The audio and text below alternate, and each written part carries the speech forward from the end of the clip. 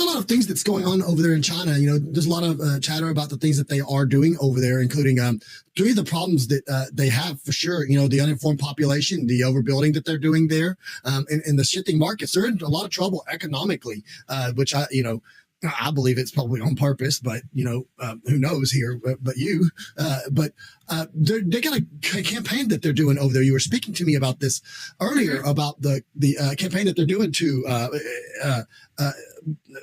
what was it? It was the gosh, my mind is blanking. Anti-corruption. Yeah, anti-corruption campaign. So the anti-corruption campaign over there. Tell us a little bit about what they're doing with that and how it's affecting things there in China. Yeah, absolutely. So anti-corruption campaign is a campaign actually raised ever since she stepped up in the office as president of the Chinese Communist Party. It is a common tactic that a CCP leader used anti-corruption campaign to oppose against his political opponents inside the Chinese Communist Party. In fact, that recently we just found, a more CCP state-run news agency and social media now started to report on anti-corruption campaign in funeral services, in crematory industries, and this has raised the concern. Right, and people usually don't pay attention to funeral services in their daily life. However, according to Mr. Guo's whistleblowing messages years ago, that all of the Chinese funeral services and crematoria production services were heavily controlled by CCP's top officials' families. Their profits have been largely connected with the former Vice Premier Wang Qishan. So we did see a signal of the anti-corruption campaign now are pointing out even to former Chinese Communist Party leaders as well.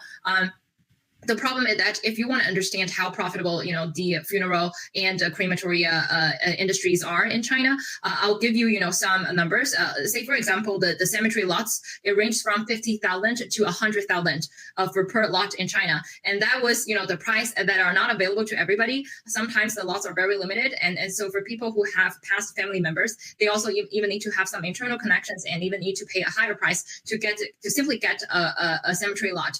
And so this is how Chinese Communist Party make money ever since people are, being born in this world in mainland China, and even up until that, the ashes are now buried in cemetery lots. So this is how CCP controlled the entire gatherings and revenues of each Chinese citizens earned ever since they were born. And you were correct, right? The fake economy of the Chinese Communist Party has now become a disaster. I'll give you one example. And in some of the southern cities in China, for example, Guangzhou or Shenzhen, these cities were used to known for a prosperous job market. And so each summer, millions of college students and university interns head to the south to look for proper jobs and work opportunities. And this year, if you're going into different factories, most of the HRs and the talent agencies are telling these college students that the best hourly rate that they can gain was $1 US per hour.